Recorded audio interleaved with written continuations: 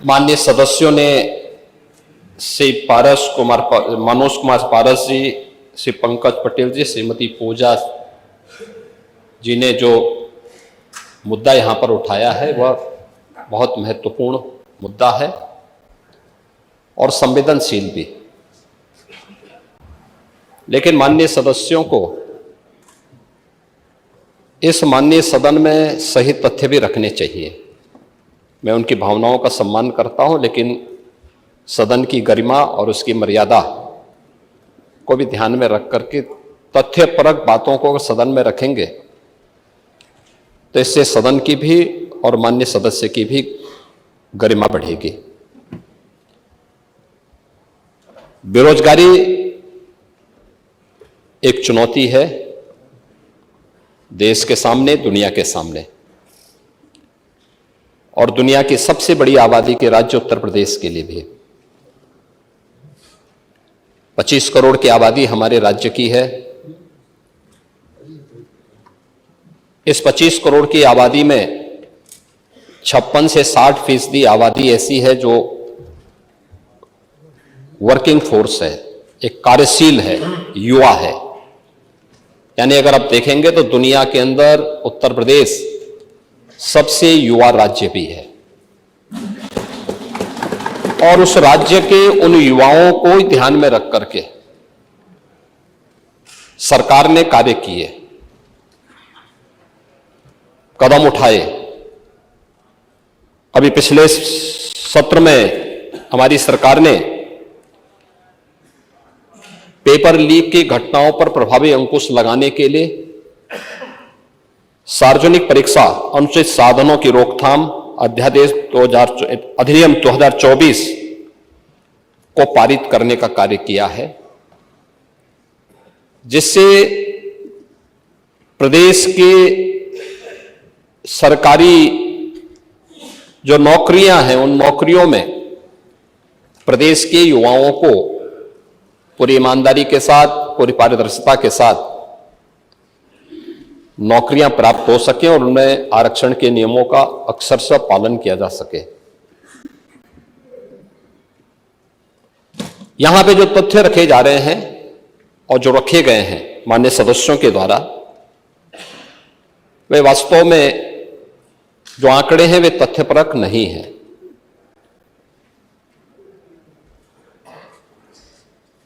अगर उत्तर प्रदेश में बेसिक शिक्षा परिषद और माध्यमिक शिक्षा परिषद के शिक्षकों की भर्ती की प्रक्रिया को पूर्ण करने की बात है, तो यह कहना 69,000 शिक्षकों को नियुक्ति पत्र नहीं जारी हुए हैं, मैं उनको बड़े सम्मान के साथ बोलना चाहूंगा कि 69,000 शिक्षकों को नियुक्ति पत्र भी जारी हुए हैं। वे सभी 4 वर्षों से स्कूलों में पढ़ा भी रहे हैं। उससे भी पहले 68,500 शिक्षकों की भर्ती की प्रक्रिया को संपन्न किया गया, क्योंकि उस समय बीएड को एनसीटीई ने उस परीक्षा के योग्य नहीं माना था, तो उस समय बीटीसी के इतने अभ्यर्थी हमारे पास नहीं थे, और जिसमें केवल 42,000 शिक्षकों की भर्ती हो पाई थी। 42,000 शिक्षकों की भर्ती वे भी आज स्कूलों में पढ़ा रहे हैं। उन सबको भी नियुक्ति पत्र जारी हुआ और सभी बेसिक शिक्षा परिषद के स्कूलों में पढ़ा रहे हैं। 69,000 शिक्षकों की भी भर्ती की प्रक्रिया पूरी करने के बाद माननीय उच्चतम न्यायालय ने, पिछली सरकारों ने शिक्षा की गुणवत्ता के साथ जो खिलवाड़ करने का काम किया था और शिक्षा मित्रों को सहायक शिक्षक के रूप में भर्ती किया था, माननीय उच्चतम न्यायालय ने उन्हें खारिज करके उनकी सेवाओं को समाप्त करने का आदेश किया था। लेकिन राज्य सरकार ने उन्हें एक निश्चित मानदेय पर प्रदेश के अंदर रखा है। वे सभी शिक्षा मित्र भी यथावत कार्य कर रहे हैं और उन्हें वेटेज देकर के इस भर्ती की प्रक्रिया के साथ जोड़ा गया था। जो माननीय उच्चतम न्यायालय की मंशा थी उसके अनुरूप उस पर कदम भी उठाए गए। माध्यमिक शिक्षा परिषद ने भी 44,000 से अधिक शिक्षकों की भर्ती की प्रक्रिया माध्यमिक शिक्षा चयन आयोग बोर्ड के द्वारा और उच्चतर शिक्षा चयन आयोग बोर्ड के द्वारा संपन्न की जा चुकी है, पहले ही संपन्न की जा चुकी है। अब शिक्षा के सभी बेसिक, माध्यमिक, उच्च, तकनीकी, व्यावसायिक या चिकित्सा शिक्षा, इन सब से जुड़ी हुई समग्र शिक्षा को लेकर के अब एक नया चयन बोर्ड, शिक्षा चयन बोर्ड बनाने की बन करके तैयार है और वह आगे की अधियाचन विभिन्न विभागों से मांग करके नियुक्ति की प्रक्रिया को आगे बढ़ा रहा है।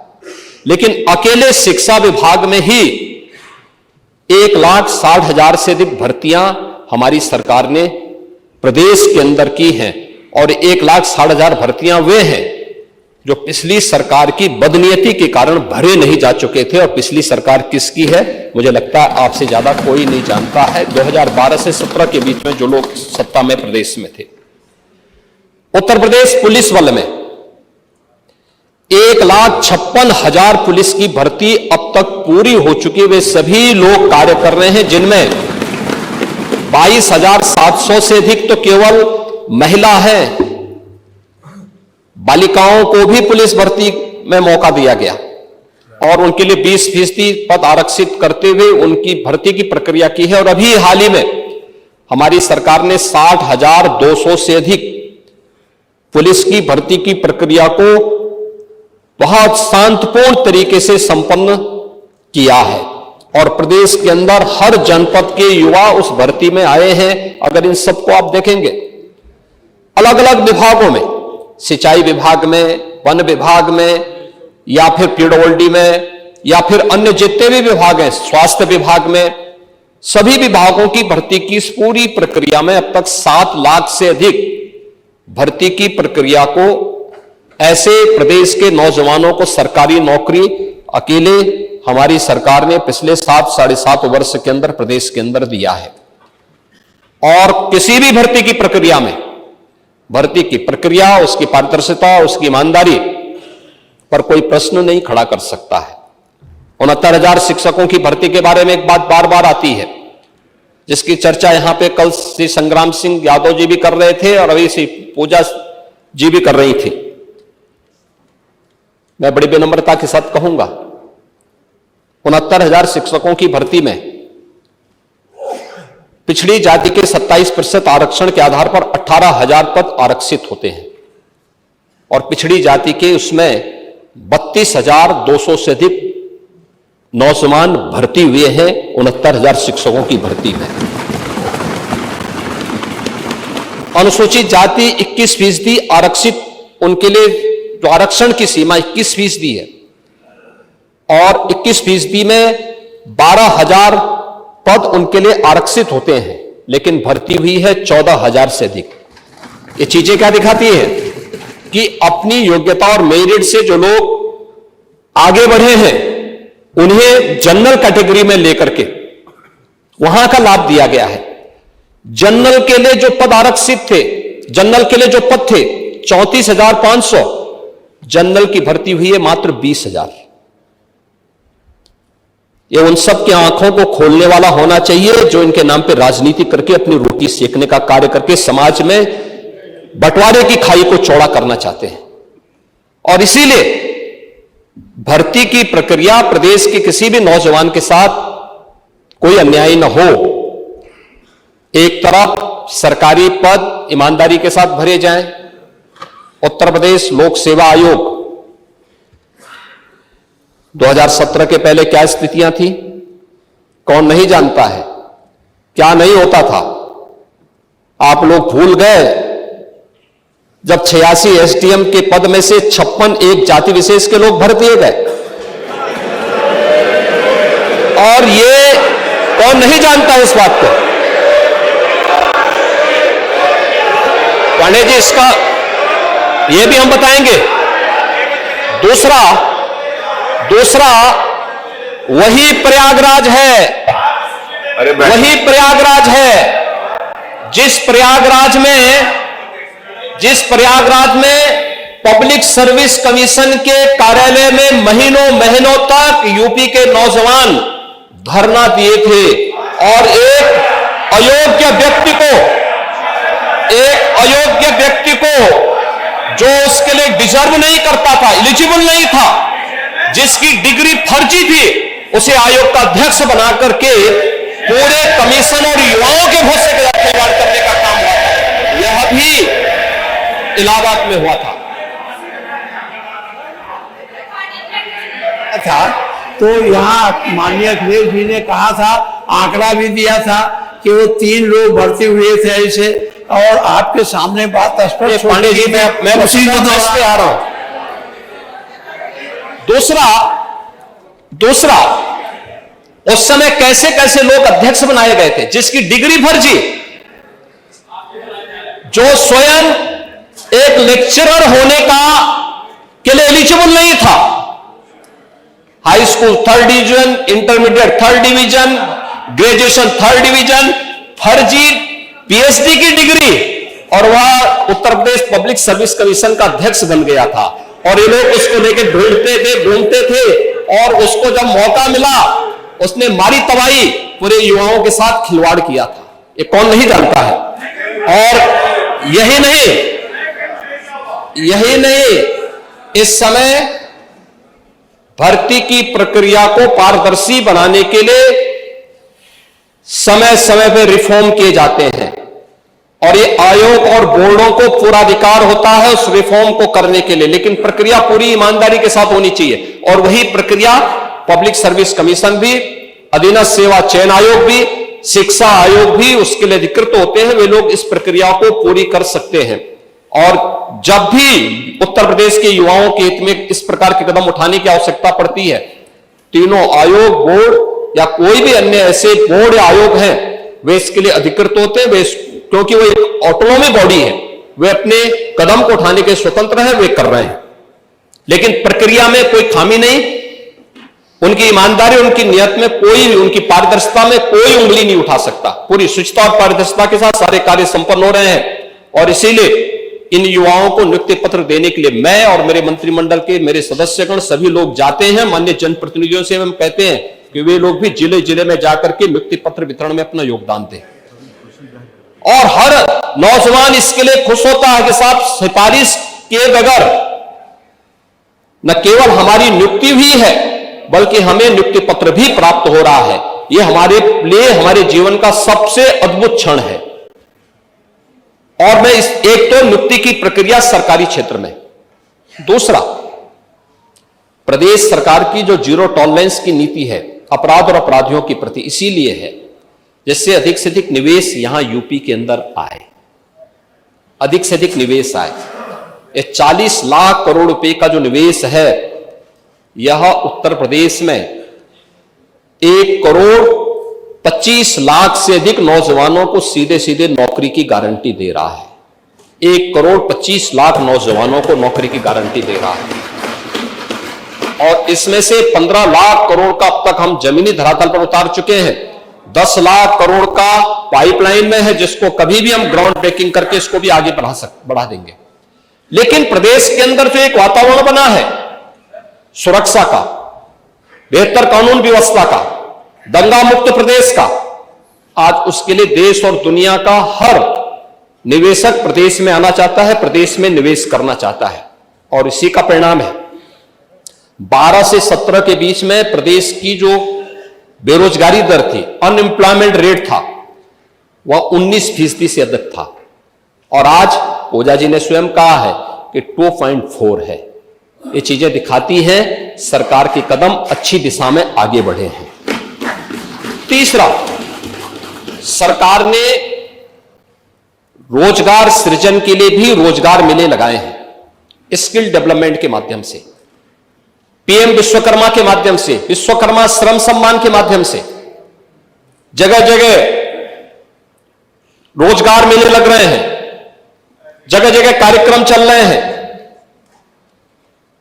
आज के दिन पर जब रिजर्व बैंक अपनी रिपोर्ट प्रकाशित करता है तो रिजर्व बैंक की रिपोर्ट इस बात को कहती है कि दुनिया के, अब भारत के अंदर उत्तर प्रदेश ऐसा राज्य है, बैंकों से लेन देन जिस राज्य का सर्वाधिक है वह उत्तर प्रदेश है।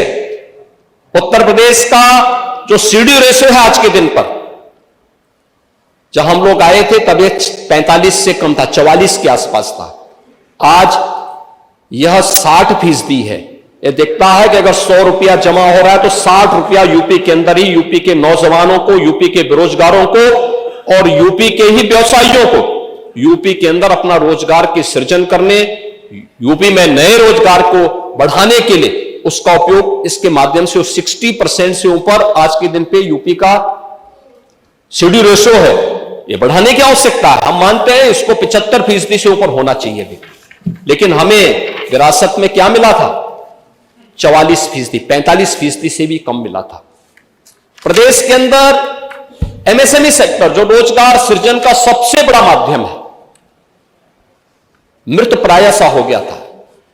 आज वन डिस्ट्रिक्ट वन प्रोडक्ट के माध्यम से भी हम लोगों ने लाखों नौजवानों को उन्हीं के जनपद में रोजगार सृजन के अवसर भी उपलब्ध करवाए हैं। कृषि सेक्टर में जो रिफॉर्म हुए हैं, जो सुविधाएं मिली हैं, किसानों की आमदनी को कई गुना बढ़ाने का काम किया गया है। प्रोक्यूरमेंट की पॉलिसी ला करके पारदर्शी तरीके से इस प्रक्रिया को आगे बढ़ाया गया है। खेती के विविधीकरण की दिशा में जो सरकार के द्वारा उठाए गए कदम हैं, 23 लाख हेक्टेयर भूमि को जो अतिरिक्त सिंचाई की सुविधा उपलब्ध करवाई गई है, इसने किसानों की आमदनी को बढ़ाया है। और उद्योग कैसे चलने चाहिए, चीनी उद्योग इसका सबसे बड़ा प्रमाण है, सबसे बड़ा प्रमाण है। यह उत्तर प्रदेश जिसको आप चीनी उद्योगों का बेच रहे थे, तबाह कर रहे थे, बंद कर रहे थे, आज 120 चीनी मिलें अकेले उत्तर प्रदेश चला रहा है। और उनमें से 100 चीनी मिलें ऐसी हैं, उनमें से 100 चीनी मिलें ऐसी हैं जो एक सप्ताह से 10 दिन के अंदर अपना गन्ना मूल्य का भुगतान कर रही है। जो बाकी 20 चीनी मिलें हैं उन पर भी एक दबाव है कि भाई आप भी इस प्रक्रिया के साथ जोड़िए। लगभग हर चीनी मिल अपने से इथेनॉल प्लांट को भी जोड़ रहा है, सीबीजी के नए प्लांट लग रहे हैं। और आज के दिन पर देश के अंदर सबसे अधिक कंप्रेस्ड बायोगैस के सबसे अधिक प्लांट लगाने वाला स्टेट उत्तर प्रदेश है, सबसे अधिक इथेनॉल उत्पादन करने वाला राज्य उत्तर प्रदेश है, सबसे अधिक चीनी उत्पादन करने वाला राज्य उत्तर प्रदेश है, और सबसे अधिक रोजगार और सबसे अधिक नौकरी देने वाला राज्य भी उत्तर प्रदेश है। लेकिन इस दिशा में और भी कदम बढ़ाए जाने की आवश्यकता है। मुझे लगता है, मैं फिर से अपने विपक्ष के माननीय सदस्यों से कहूंगा कि सदन में आकर के मुद्दों को रखें, लेकिन तथ्यों के साथ अगर रखेंगे तो इसमें उनकी गरिमा भी बढ़ेगी और उनका सम्मान भी बढ़ेगा। उनके जो मुद्दे थे, मुद्दा उचित है लेकिन तथ्यहीन थे, अपुष्ट थे। उनमें कहीं भी कोई भी उसमें ऐसे तथ्य नहीं थे जिनके बारे में कि वह सरकार को कटघरे में खड़ा कर सके। सरकार की नीयत साफ है, नीतियां बहुत स्पष्ट हैं और सरकार प्रदेश के हर नौजवान के हित को लेकर के पूरी प्रतिबद्धता और पूरी ईमानदारी के साथ कार्य कर रही है। और उसी का परिणाम है कि उत्तर प्रदेश का जो स्किल डेवलपमेंट का मिशन है, आज उसका बेहतरीन कार्य आगे बढ़ रहा है। 12 लाख से अधिक नौजवानों को अब तक इस स्किल मिशन के साथ जोड़ा गया है। 6 लाख से अधिक नौजवान इसके माध्यम से रोजगार प्राप्त किए हैं। कल कांग्रेस के एक नेत्री संसद में फिलिस्तीन का बैग लेकर घूम रही थी और हम यूपी के नौजवानों को इजराइल भेज रहे हैं। वहां पर यूपी के अब तक लगभग 5,600 से अधिक नौजवान इजराइल गए हैं निर्माण कार्य करने के लिए। और हर नौजवान रहने का फ्री, खाने का फ्री और 1.5 लाख रुपए उसको वहां पे अतिरिक्त मिल रहे हैं और पूरी सुरक्षा की गारंटी भी है। अभी इजराइल के राजदूत आए थे, उन्होंने कहा कि हम यूपी के और भी नौजवान ले जाना चाहेंगे क्योंकि यूपी का नौजवान अच्छा काम कर रहा है। बेरोजगार नहीं, उसकी स्किल को, उसकी स्किल की ताकत को दुनिया आज मान रही है। आप ये मान के चलिए, वो नौजवान जब 1.5 लाख रुपए भेजता अपने घर तो प्रदेश के ही विकास में वो योगदान देता है। हमें अभिनंदन करना चाहिए उन नौजवानों का। क्या प्रवासी भारतीयों ने भारत के विकास में योगदान नहीं किया? और क्या ये प्रवासी उत्तर प्रदेश का नौजवान जो आज गया है, उसके सामने एक अवसर है, यहां काम करता 20,000, 25,000 रुपए, 30,000 रुपए प्राप्त करता, पर कैपिटा इनकम कहां लेके गए थे आप लोग? 1947 में जब ये देश आजाद हुआ था, प्रति व्यक्ति आय उत्तर प्रदेश की भारत की एवरेज आय से ज्यादा थी। और 2017 में जब हमें सत्ता प्राप्त हुई थी, तब उत्तर प्रदेश की प्रति व्यक्ति आय भारत की जो प्रति व्यक्ति आय थी उसकी 1/3 रह गई थी। आज हम उसको दोगुना करने में सफल हुए हैं। और मेरा यह मानना है कि अगले 5 साल के अंदर उत्तर प्रदेश की प्रति व्यक्ति आय फिर से भारत की प्रति व्यक्ति आय से अधिक होगी। और इस दिशा में उत्तर प्रदेश की वर्तमान की वृद्धि दर इस बात को संकेत करता है। और मैं इसीलिए आप सबसे कहना चाहूंगा, हमें उत्तर प्रदेश को और विकास की दिशा में आगे बढ़ाना चाहिए। कल कुंभ पे भी चर्चा होगी और मुझे लगता है कुंभ एक अवसर होगा हमारे लिए, उत्तर प्रदेश को वैश्विक मंच पर शोकेस करने का हर एक फील्ड में। लेकिन इसके लिए अच्छा बोलना पड़ेगा, अच्छा सोचना पड़ेगा, नकारात्मकता को हटाना पड़ेगा। विपक्ष का मतलब नकारात्मक नहीं हो सकता है। विपक्ष का मतलब हर चीज में बुराई करना नहीं हो सकता है। कुछ अच्छा भी करिए, अच्छा भी सोचिए, अच्छी दिशा में भी चलिए। अच्छी दिशा में चलेंगे तो आगे अच्छाई देखने को मिलेगा। लेकिन अगर नकारात्मक दिशा में चलेंगे तो उसके सामने एक तरफ कुआं होता है, एक तरफ खाई होता है। मुझे लगता है उसके अलावा कोई दूसरा नहीं होता है। तो नकारात्मकता किसी समस्या का समाधान नहीं हो सकता है। और यही मैं आपसे कहूंगा कि सरकार अपने नौजवानों के हित के लिए अनेक कदम उठा रही है। उनके हितों को संवर्धित करने के लिए हर प्रकार से प्रतिबद्ध है। और जो मुद्दे यहां पर उठाए गए हैं, सरकार उसके लिए पूरी तरह अवेयर है। और उसमें किसी भी नौजवान के भविष्य के साथ खिलवाड़ करने की छूट किसी को भी नहीं देगी। यह भी हम सुनिश्चित कर रहे हैं। और इसीलिए ग्लोबल मैपिंग के साथ साथ देश के अंदर भी अलग अलग जगह कहां कहां यूपी के नौजवानों के लिए नौकरी और रोजगार की संभावना हो सकती है, इसके लिए भी कार्य सरकार के स्तर पर प्रारंभ हुआ है। इसमें सामान्य पाठ्यक्रम के साथ साथ दुनिया के अंदर आज के मॉडर्न एज कोर्सेज कौन कौन से हो सकते हैं, ऐसे कौन से आज हमारी जो नेशनल एजुकेशन पॉलिसी आई है वह भी इस बात के लिए स्किल मिशन पे बहुत ध्यान दे रही है। और स्किल मिशन इस बात को लेकर के ही है कि जब हमारा नौजवान अपने कॉलेज की पढ़ाई करके या अपने संस्थान से बाहर निकले तो अपने को असहाय न महसूस करे, बल्कि वह अपने को आत्मनिर्भर महसूस करे, स्वावलंबी महसूस करे। और सरकार इसके लिए पूरा कदम उठाने के लिए सरकार ने कदम उठाए हैं। मुझे लगता है थोड़ा उसके बारे में जानने का, यानी राजनीतिक प्रतिद्वंदिता और विद्वेष की भावना से ऊपर उठ करके थोड़ा उन स्कीम के बारे में, उन नीतियों के बारे में पढ़ेंगे तो आप भी उससे अपने क्षेत्र में खासतौर पर अपनी विधानसभा क्षेत्रों के नौजवानों को लाभान्वित करने में सफल होंगे। उसका लाभ आप ही को प्राप्त होगा। लेकिन अगर आप उससे वंचित रहेंगे तो स्वाभाविक रूप से आपकी हाल वही होने जा रहे हैं जो कुंदरकी में हुआ है। धन्यवाद।